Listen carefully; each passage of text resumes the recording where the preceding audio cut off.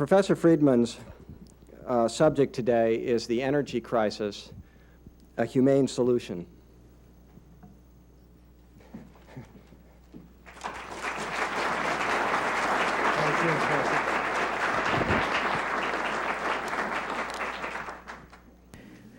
I want to start this talk on energy by reading to you a quotation of something that was written some time ago by an eminent expert on energy. And here it goes. Day by day, it becomes more evident that the oil we happily possess in excellent quality and abundance is the mainspring of modern material civilization. Oil, in truth, stands not beside but entirely above all other commodities. It is a material source of the energy of the country, the universal aid, the factor in everything we do. It can be no matter of surprise that year by year we make larger drafts upon a material of such myriad qualities, of such miraculous powers. The question concerning the duration of our present cheap supplies of oil cannot but excite deep interest and anxiety wherever or whenever it is mentioned, for a little reflection will show that oil is almost the sole necessary basis of our material power. The constant tendency of discovery is to render oil a more and more efficient agent, while there is no probability that when our oil is used up, any more powerful substitute will be forthcoming. We cannot make up for a future want of oil by importation from other countries. Considering how greatly our manufactures and navigation depend upon oil, and how vast is our consumption of it compared with that of other nations, it cannot be supposed that we shall do without oil more than a fraction of what we do with it. It is then simply inferred that we cannot long continue our present rate of progress. All things considered, it is not reasonable to suppose or expect that the power of oil will ever be superseded by anything better. It is a naturally best source of power, as air and water and gold and iron are, each for its own purposes, the most useful of substances, and such as will never be superseded. I draw the conclusion that we cannot long maintain our present rate of increase of consumption, that the cost of fuel must rise to a rate injurious to our commercial and manufacturing supremacy, and the conclusion is inevitable that our present happy progressive condition is a thing of limited duration. The alternatives before us are simple. We have to take the momentous choice between brief but true greatness and longer continued mediocrity. Now, if I were to ask you questions about who wrote that and when, I suspect most of you would say, well, that must have been written about 5 or 6 years ago by a very, very prescient man, a man who really saw the future very well. Well, the truth to tell, those words, with one exception where I have taken liberty with it, that I'll come back to, were written in a book first published in 1865. The one exception is that everywhere I read the word oil, the original had the word coal, and it dealt with Great Britain and not with the United States. The excerpts I have read to you are from a book called The Coal Question, written by a great English economist, W. Stanley Jevons, and published in 1865. And he, at that time, in writing about the coal question, said exactly the same thing, as you can see, that our supposed experts have been saying about the oil question in these recent years. He was wrong, as you realize, and indeed, I may say, he was even more farsighted. He went farther. In the course of his investigation of this, he considered all possibilities, including the possibility that you might use airplanes instead of as a way of economizing on coal. And he wrote, uncertainty will forever render aerial conveyance a commercial impossibility. Even if an aerial machine could be propelled by some internal power from 50 to 100 miles an hour, it could not make head against a gale.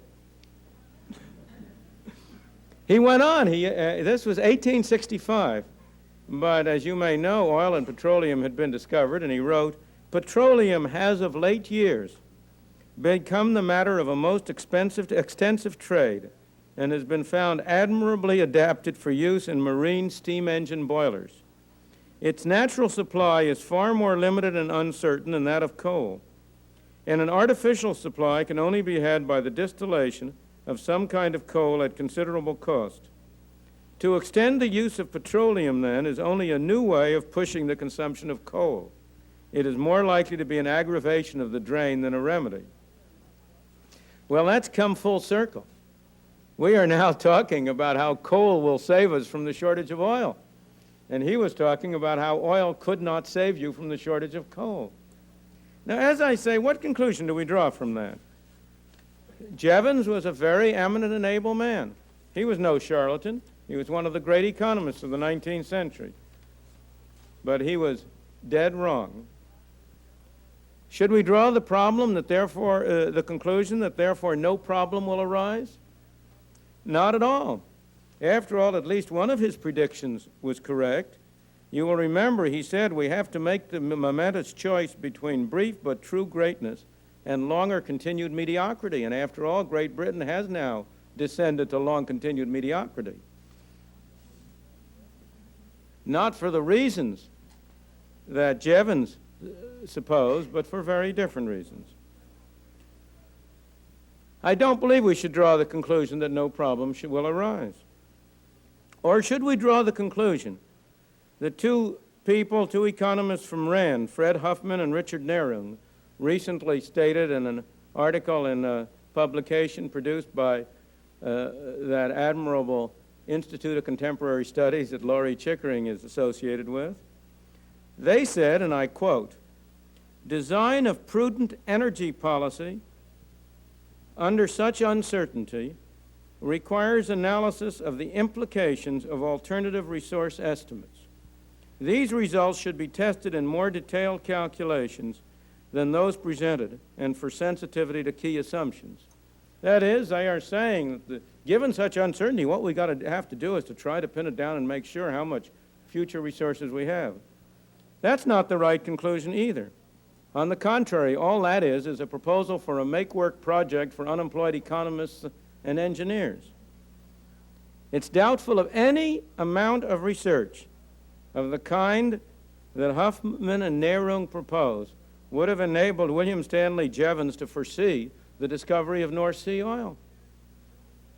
The fact is that we cannot get out of the problem by being able to predict things that are not predictable. That the right conclusion is that the crystal ball is inevitably cloudy, that is the nature of the world we live in, that all specific predictions about the precise amount of this, that, or the other deserve skepticism, that what we need is not the kind of specific, detailed blueprint for the future that Huffman and Nerung would like to produce, that what we need is an adjustment mechanism that will enable us to adapt to what happens as it develops. And of course, as everybody in this room knows, there is such a system, namely the price mechanism, which successfully steered us over several centuries from wood to coal to whale oil to petroleum to natural gas. That is a mechanism in which it is in the self-interest of hundreds and thousands and millions of people to make their best guesses about the future, in which it's unnecessary to have a single blueprint, in which you have an automatic adjustable mechanism as things develop. If we have a problem today in the energy area, as we do, it is solely, in my opinion, because that system has not been allowed to work. The price mechanism has not been allowed to work by the U.S. at home. It has not been allowed to work by the OPEC cartel abroad, which has created a monopoly to and has raised drastically the price and reduced the availability of oil. The problem in energy and in the approach to energy is part of a much broader problem, and a problem which we will be faced with and have been faced with in a variety of other areas and not merely in the energy area. It is what you might call the difference between the economic way of thinking and the engineering way of thinking. The broader problem is very much epitomized by the famous Club of Rome report, Limits of Growth, which got so much attention a few years ago. You will all recall that that was a report in which engineers were saying we have finite resources, a finite amount of coal, a finite amount of space, and so on and so on. Things grow at exponential rates, and so long as things grow at exponential rate, they're ultimately going to become infinite. And since resources are finite, we're going to bump into it, and therefore we are faced with a terrible future in which sooner or later we're going to run out of steel or coal or whatever you want to name we're going to run out of. And we really have to adjust our sights. We can no longer take the view that we can have growth forever. And we must recognize that there are, in their title, limits to growth, and reconcile ourselves. It's the same approach that was developed by the late Mr. Schumacher in his emphasis on the idea that small is beautiful. It's the kind of an approach that underlies the appeal of zero growth, of the notion that resources are finite. For example, in the energy case, literally echoing Jevons, you could almost have taken it out of Jevons, a recent report of the Committee for Economic Development, an organization of American businessmen, says, and I quote, "The era of abundant, cheap energy is over. The people of the U.S. must face the fact that there will be significant changes in the mix of energy that they use, and that energy is going to cost more." Now, this approach, whether adopted by the Club of Rome, or by Mr. Schumacher, or by the CAD, is completely wrong. The plain fact is that from an economic point of view, the volume of resources available to us is larger today than it has ever been in history. We are less dependent today on natural resources than we have ever been. Tell me, do we have more energy resources available today than Jevons thought we had at the time he wrote? Of course we do.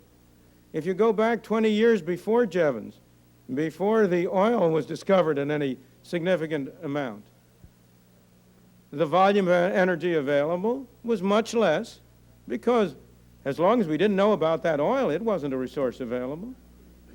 In this country, in the 1920s, there was a great uproar about the fact that the total volume of reserves of petroleum available would only last 10 or 20 years. Today, the total volume of reserves, of known reserves, is higher than it has ever been, not only in absolute barrels, but relative to a year's consumption, relative to the population. How can that, what's true in the case of oil is true in the case of all of these other natural resources. Invention, discovery, innovation has enabled us to discover substitutes for natural resources. It has enabled us to learn how to use them more effectively, to recycle them. If you look at it from a different point of view, suppose you ask yourself what fraction of the total income of the nation comes from basic natural resources. Well, if you were going back 200 years ago, that would have been a very, very large fraction, because agriculture would have been the dominant industry. It would have been the productivity of the land that would have been the major element. Today, the total contribution of natural resources to our national income is probably of the order of 10%. The great improvement has been in the use of services, in the development of ways of getting along without natural resources, or of discovering more natural resources. And that process is inevitably going to continue. If we look at it and stick to it in the field of oil, much more important from my point of view than the evidence from these calculated figures on reserves is the evidence from prices. The calculated figures on reserves I have no confidence in. They have been revised over and over again. And who knows where they will be next time they're revised. I have no doubt that they serve some function, otherwise I can't see why the oil companies would pay geologists to make the estimates, but they are, as history has shown, extremely unreliable. But the prices are much more interesting because they really tell you something about what has been happening to the availability of energy. And the basic fact here is that the real cost of energy, adjusting for inflation, the amount you have to pay for a unit of energy expressed in terms of other goods or expressed in terms of the number of minutes you have to work to pay for it, has been going down for at least 100 years. The real cost of energy, relative to prices in general, went down by 28% from 1950 to 1970. It may surprise you to know that a gallon of gas that you buy at the service station today, including taxes, costs less in real terms relative to other goods and services today than it did 20 years ago. What happened is that in the interim it went down sharply, and in the last 3 years it's come back up sharply, but it is still below the level at which it was 20 years ago. I must say, one of the things that amazes me is really fundamentally the low cost of this gasoline. One of my favorite exam questions used to be, and if I were, fortunately, I've gone out of the business of giving exams, but if I were giving them, I'd still use it. It used to be the following. I used to say a gallon of gasoline, let me use current figures, a gallon of gasoline at the service station pumped into your car costs you, including taxes, costs you something like 65 to 70 cents here. If you go to the supermarket, a gallon of bottled water costs 79 cents. How do you explain the difference in those prices? Isn't that really quite an incredible little phenomenon? Here's water, supposedly the prime example of a free good. 79 cents for a bottle of bottled water, gallon of it. Whereas you have to put a well into the ground, extract the oil, send it through a refinery, put the refined product through a pipeline, take it to a gasoline station, have a man stand there and pump the thing, and you get it for less than that per gallon. Now the question is, why is it relevant to the problem of the scarcity or the possible scarcity of energy, to the energy crisis? Why is it relevant that the costs have been going down, that the real cost has been going down? And this goes back to the way in which the market operates with respect to exhaustible resources. This is a very interesting and old subject in which I may say that the most important contribution was made by a mathematical economist and statistician now dead, Harold Hotelling, in a famous article back in the middle of the 1930s on the economics of exhaustible resources. And he said, suppose you have a resource that's exhaustible. I've got a mine, and there's only a certain amount of stuff in it. And I own it, and I'm selling it. What can I say about the intelligent way for me to exploit it? How should I handle it? How should I run it as a businessman? In particular, should I produce and sell now, or should I hold it in the ground to sell later on? Well, you can see immediately when you look at it that way what makes sense. If you mine it right now, you get cash in the hand. You can put that in a savings bank or buy a bond and get interest on it. So it will not pay you to keep it in the ground unless later on when you mine it or sell it, you can get a price high enough to cover the interest that you could have earned in the meantime. If you think the price 5 years from now is going to be $1, let's say, and now it's $1, it'll pay you to mine it now and not keep it in the ground. It will only pay you to keep it in the ground if you think the price is now, let's say, $1, and 5 years from now it will be $1.50. Well, consequently, if you have an exhaustible resource, unless people expect the future price to be higher than the present price, they have an incentive to bring it out now. That tends to drive down the present price. It tends to drive up the future price. And therefore, economically, you have a very simple test of whether anything is an exhaustible resource. Namely, is its price rising over time? But if we look at the price of energy and of oil, its real price has been going down over time. Now, how can that be? There are only two possible explanations.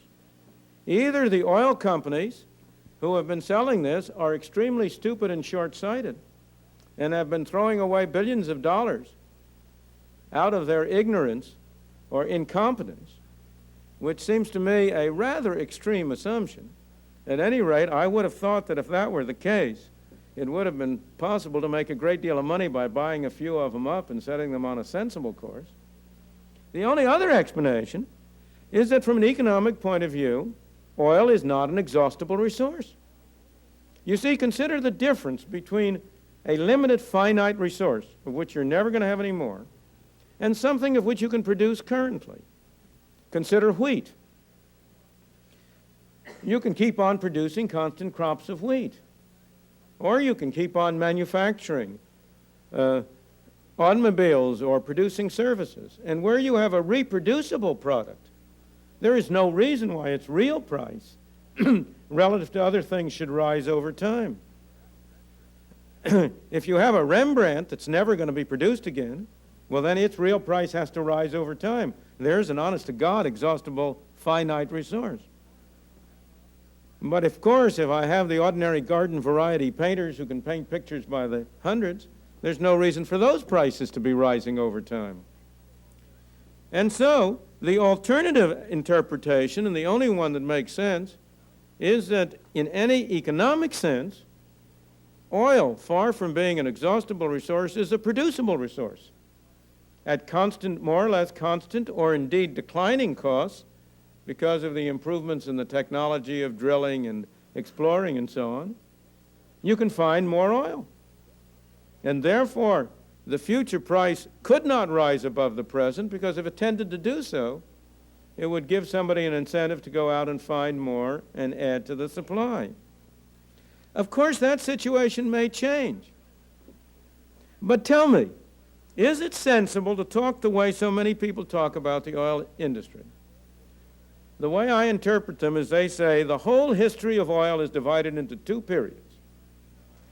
From 1859, when oil was first discovered in Titusville, Pennsylvania, to 1973. And from 1973 to 1978. Well, conceivably that could be true. But it seems to show a very short-sighted and point of view and a lack of perspective to divide all of 120 years of history into two parts, one 115 years long and one 5 years long, and say we know that there's been a fundamental change. Maybe, but if we allowed the market to work, if there were such a fundamental change, that would show up in the form of a change in the price pattern and a change in the incentives to people to find, exploit, and use oil. If you look back over the past history, the talk about the fact that this has been a nation that has been wasting energy, that we have been squandering a finite resource, is utter nonsense. By any relevant criterion, the situation is precisely the opposite. At least since the 1920s, governmental policy has been making energy more expensive than it should have been. Relative to the real costs of producing energy, we have been overpaying for it. If, from an economic point of view, we have been doing anything, we've been using too little energy and not too much. The artificial pricing of energy has forced us to substitute more expensive ways of producing things for energy. Well, then you will say to me, why then is it that we have an energy crisis? Why does President Carter propose a major far-reaching program that would restructure the whole energy industry? Why does he say that this is a first priority item? That fighting the energy fight is a moral equivalent of war? The answer, I believe, is that three forces have coalesced to produce a real energy problem. The first and the most immediate was the establishment of an effective OPEC cartel, of an effective monopoly, which, beginning in 1973, was able to raise substantially the price of oil. Incidentally, the creation and establishment of that monopoly owes a great deal to the encouragement which was given to the OPEC countries to form such an organization by the mistaken diplomacy of the United States government. The second factor has been the cumulative effect over time of government controls and regulation, beginning to go to the most important of them with the fixing of the price of natural gas from the 50s and of oil from 1971. And the third has been a change in the philosophical attitudes of the public toward the role of government in these affairs. And I want to discuss each of these three things in turn: the cartel, the cumulative effect of regulations, and the change in philosophical attitudes. So far as the cartel is concerned, there has been a great deal of misunderstanding about its behavior. We read in the paper that the cartel was formed for political reasons in order to exploit the Middle East situation. We read the paper discussions tend to be in terms of the political attitudes or the moral values or the beliefs of the country. Saudi Arabia is resisting raising prices because she's a friend of ours. And maybe Libya or Iraq is trying to raise prices because they're not friends of ours. In my opinion, that is all extremely superficial. There's a very simple interpretation of what's happening to the in oil and in the cartel. A group of nations got together and formed a monopoly. Now, again, just as with the theory of exhaustible resources, there's a well-developed theory of how a cartel should behave. Let's suppose you were able to form a cartel. What should you do? What's your practice? What's your policy? Well, in the first place, you can only form a cartel effectively insofar as somehow you can restrict supplies. Unless you can keep down the amount available, there's no way in which you can raise the price. If you fix a high price, you have to be prepared to limit the amount sold to the amount people want to buy at that price. The feasibility of having a cartel in oil arises out of the existence of two countries in particular, Saudi Arabia and Kuwait, that have large flexibility in the amount of oil that they are willing and able to produce, and therefore are able to serve the function of restricting output or expanding it to the necessities of the market. In the second place, if you form a cartel, if you look at it from the point of view of Saudi Arabia as a manager of the cartel, you know very well that it's much harder for people to adjust right away than it is if you give them time. In the short run, in 1973, when the price of oil was quadrupled, people are set in their ways and their patterns. They have certain methods of operation. Overnight, the quantity demanded is not going to be much affected. Similarly, the higher price will give other people an incentive to produce substitutes, but it takes time. If you're going to produce other oil wells, you have to drill oil wells, you have to explore them, you have to develop them. Similarly with other substitutes. Therefore, the thing that is most obvious to you is that your monopoly power is very much greater at the time you form the cartel than it will be later on. And therefore, the sensible thing to do, for you to do, the way to exploit a cartel, is first to push up the price very high, and then, over time, as people start to restrict their consumption and other sources of supply come in, you gradually let the price come down so as to take advantage of your less favorable position until ultimately the price is not only back to where it was to begin with, but it's lower than it was to begin with. Because when you finally come to the end of this process, you have additional sources of supply that you wouldn't have had if you hadn't encouraged them during the cartel. That's indeed not only the logically rational way to run a cartel, it's the way almost all cartels have been run. Whether you take the Stevenson rubber restriction scheme back in the 1920s, which was very comparable, in which rubber-producing nations got together for what was then regarded as an essential item, and they quadrupled the price of rubber. And within something like 5 or 6 years, the price of natural rubber was lower than it had been to start with. Or, if you take the domestic example of the United States Steel Corporation and the Gary Agreement at the turn of the century, when U.S. Steel played the same role in the steel industry that Saudi Arabia is playing in the oil industry, of being the final adjuster or leader of the cartel, holding an umbrella over the other members of the cartel. Now, that is what's been happening. The real price of oil today is decidedly lower than it was in 1973 when the cartel was first formed, because inflation, price rises elsewhere have been greater than any rise in the dollar price of oil. Moreover, once you look at it that way, you will see immediately why you have the different countries in the cartel taking the positions they do. If Saudi Arabia is the one that's holding the umbrella over the others, if it's going to let everybody else in the cartel produce more or less what they would like and want to produce, while it itself is going to adjust, then it's clear that the other countries want high prices.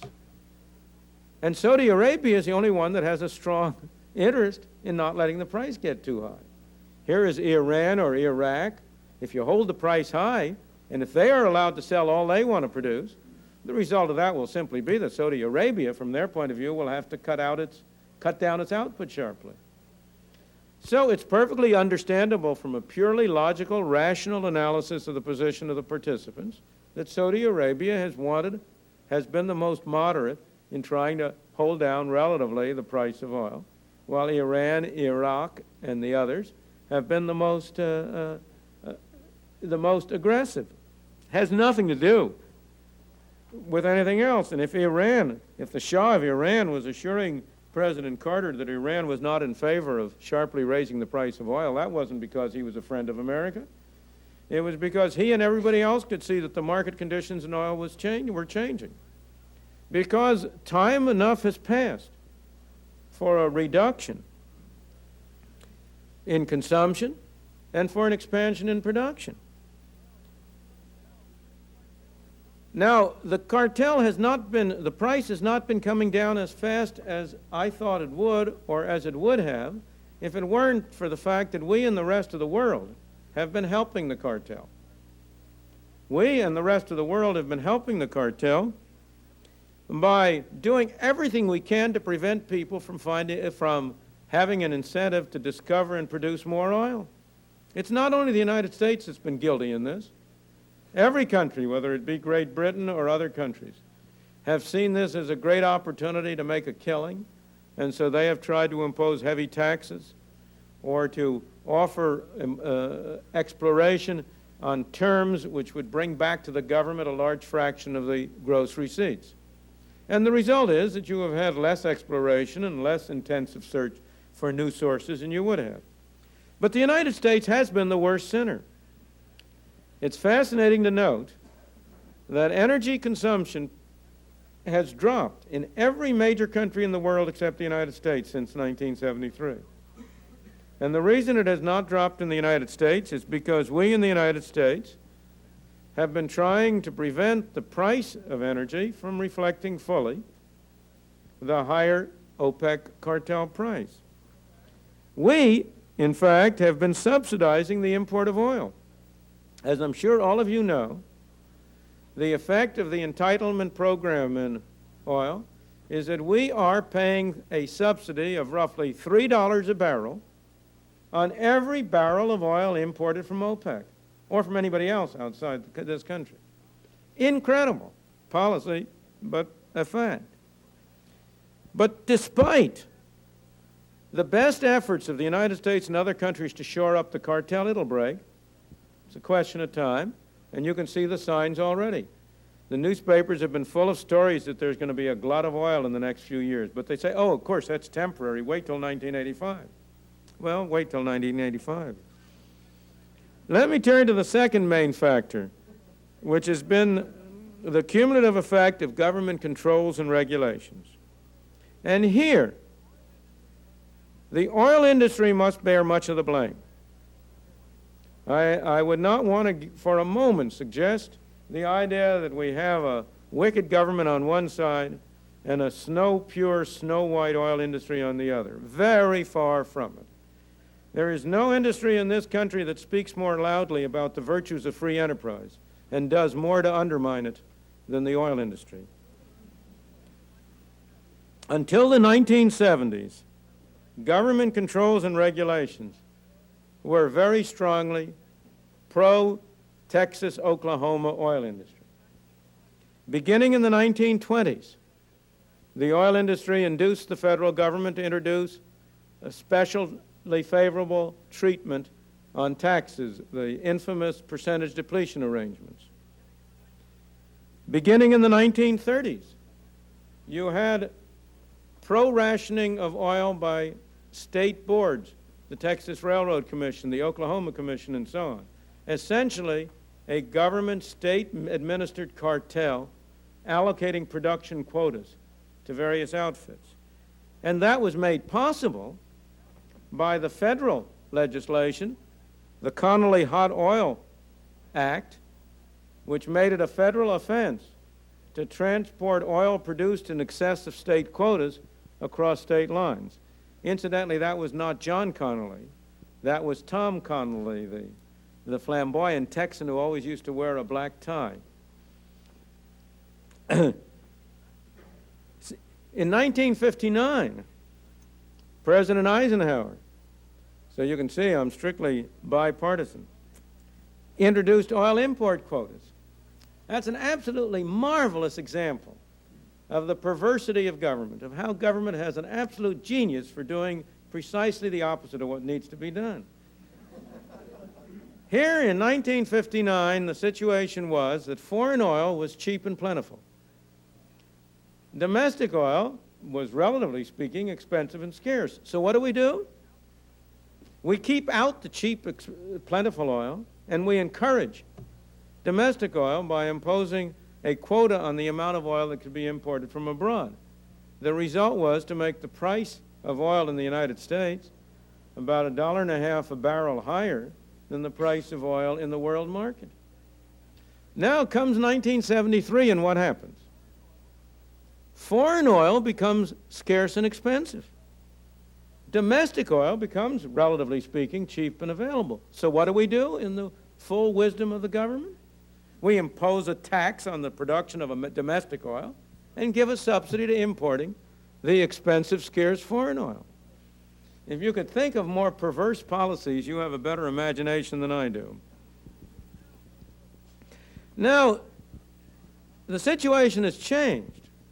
Tom Connolly, Sam Rayburn, Lyndon Johnson, who gave Texas about 68 votes in the Senate and the House, have passed from the scene. Texas no longer has the enormous political clout it once had. And as a result, these measures, these governmental interventions which favored the domestic oil industry have passed from the scene. Percentage depletion has been eliminated. The oil import quotas have been eliminated. Pro-rationing continues, but not nearly as effectively. And instead, you have had a new set of interventions imposed which benefit and harm a different group of people. You had the two other sets of controls that entered in. The controls on the price of natural gas, starting in the 1950s after the Phillips oil decision, in which the Federal Power Commission has specified maximum prices at which natural gas may be sold between states. That was bad enough. As with any price control which holds a price below the market price, it encourages consumption and discourages production. And so the effect has been that consumers, residential consumers in particular, but also industry, were very much encouraged by artificially low prices to convert to gas. On the other hand, producers were discouraged from finding and producing and distributing gas. And it was inevitable that you were then going to have shortages and disruptions of supply. But this was greatly exacerbated by the imposition of general price and wage control in 1971 by Mr. Nixon, August 15, 1971, which included the control on the price of oil. We tend to forget that really the price and wage control measures of 1971 bear a great deal of responsibility for our present oil problem. They have been eliminated on every other product, but not on oil.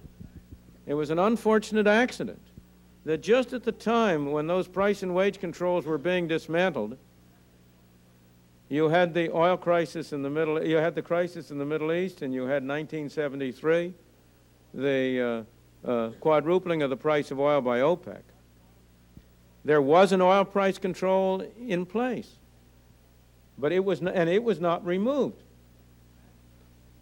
If that had come 6 months later, when the oil price control had already been removed along with everything else, it might not have been reimposed.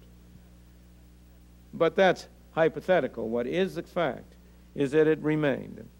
And it has had the same effects in discouraging production, encouraging consumption, increasing the fraction of our energy that comes from abroad, and establishing new vested interests in the maintenance of controls. The third factor that entered in, as I mentioned earlier, was a change in the philosophical attitudes. One thing is clear if we come back to our earlier distinction between economics and engineering. There is no economic argument for the regulation of oil. There is no argument on economic grounds for having a Department of Energy, for having a Federal Energy Administration, for having price controls. And there is almost no professional economist who will argue otherwise. As Professor Edward Mitchell said in a piece he wrote on the ideology of oil, and I quote, "The last 5 chairmen of the President's Council of Economic Advisors, spanning the Johnson to Carter administrations, have supported the decontrol of both oil and gas." Now, those 5 chairmen run the gamut of professional opinion from what would be called left to right, yet every single one of them was in favor of the deregulation of oil and gas. If you take another example, there is no disagreement between Paul Samuelson and myself, both of whom write columns for Newsweek and who supposedly represent different spectrums of professional opinion, on the desirability of eliminating regulation of oil and gas. The only difference of opinion is that, having stated it would be desirable to do so, Paul goes on to say, but it's not politically feasible, so let's look at what's the least bad alternative. And I have self-restraint enough not to engage in those statements. Also, the bulk of informed professional opinion believes that the energy industry is effectively competitive, or would be if the government got its cotton-picking hands out of it. So there's no economic argument along these lines. You have had a great deal of talk about obscene profits. There again, there is no argument. There have been a number of very careful studies made of profits of the oil industry. On the average, they are not out of line. Indeed, if anything, somewhat low relative to invested capital by comparison with other industrial groups. So there is no economic argument on any level for the regulation of oil. Why then do we have it? Well, I think, again, if I may quote Edward Mitchell, who said about Carter's energy program, and I quote, "The preference of houses over cars, non-energy over energy, solar energy over oil, indeed almost any other source of energy over oil, is what leaps out at you when you read the National Energy Plan. You will not find these preferences explained in any economic book. The answer is to be found in political philosophy." An even more striking example of philosophy is the attitude that has been expressed toward so-called windfall profits. Let me quote to you a sentence from Mr. Carter's National Energy Plan, and I quote, "The producers have no equitable claim to that enhanced value from deregulation because it is unrelated to their activities or economic contribution." Now, to see how radical a doctrine that is, how fundamentally subversive of our system that doctrine is, let me translate it into another context. Let me apply the same principle. The owners of homes, or for that matter of shares of stock, or of anything else you can mention, but let me just stick to the owners of homes. The owners of homes have no equitable claim to any rise in their value because it is unrelated to their activities or economic contribution. Is there anybody who would say that that was an expression of what should be the philosophy guiding America? Who is going to decide what change in value is related to activities or economic considerations? If people are going to be entitled to keep a rise in value only insofar as it flows from their own activities and contributions, then somebody has to decide. That sentence in the National Energy Plan is a sentence declaring the alleged case for a government that owns everything. If it has the right over the supposed owners to the rise in the value of oil, it has the right to the rise in the value of houses. It has the right to the rise in the value of your services. It has, indeed, complete ownership rights to you and me, as well as to our property. That's, as I say, a thoroughly subversive doctrine, and yet there is no doubt that it is the direction in which philosophical attitudes have been moving. So our present energy problem, like our present problem in many other areas, derive from the cumulative effects of the cartel, of government controls and regulations, and of this change in philosophical attitudes. What is the present status and prospects, then, for U.S. regulation? Many people have emphasized that Carter's energy plan would not achieve its stated objectives. But that's looking at the surface of things. The true and real objectives of the energy plan are not and cannot be the stated objectives. Again, I have a very difficult choice to make. James Schlesinger is an intelligent, well-trained economist. He cannot possibly believe that the plan he has proposed would produce the results he says it would. What is the real objective? As of so many other things, you have to look beneath the surface. The real objective is power and control. You have many predictions that Mr. Carter will not get his way, that there will come out of Congress an energy plan that will be very different than what he puts in. I think that's wrong. I think Mr. Carter has already gotten his way in what really counts. He has already gotten the major element of the whole program, namely a Department of Energy. A Department of Energy which has 20,000 employees and a budget of $10 billion. A budget roughly equivalent to the profits of all of the American oil companies combined. He is going to spend, what is it, $3 a barrel of oil in order to keep the price of oil from rising. But more important, you therefore have 20,000 full-time employees who have a strong interest to propagandize for and to work for the government takeover of the oil industry. And is there any doubt that that is what they will be doing? Let every other element of that program be defeated in Congress, be turned down. And it's only a question of time until they're enacted. Because what really matters is having the position of power from which to move.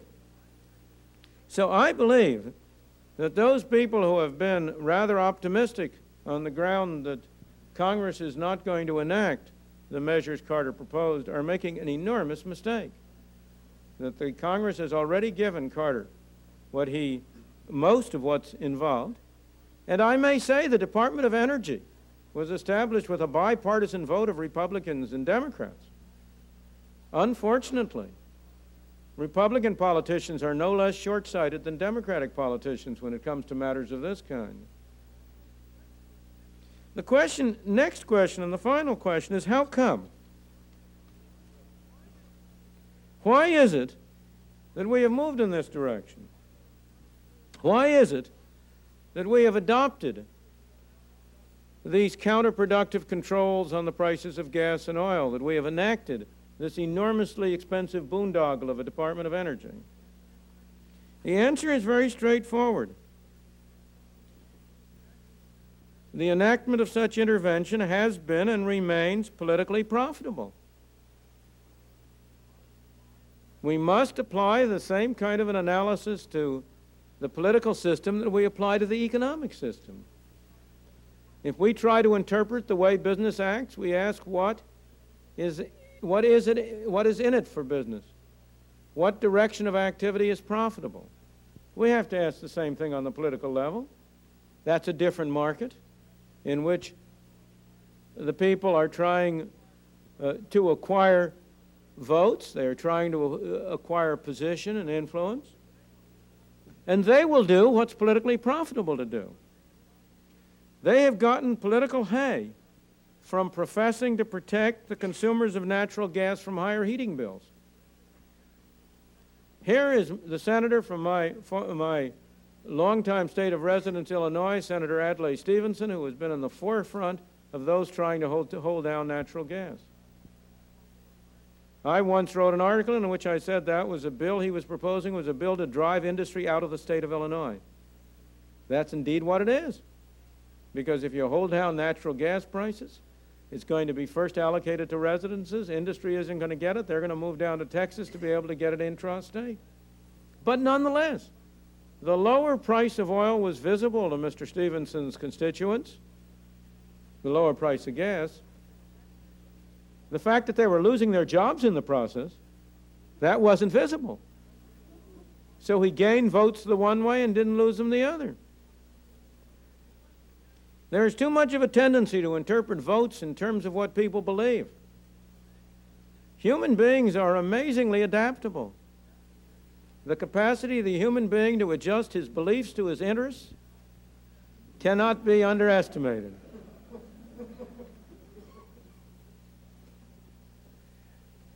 Again, consider the present energy bill. It's been an enormous source of political hay and contributions from both sides. Those who are opposing it contribute. Those who are in favor of it contribute.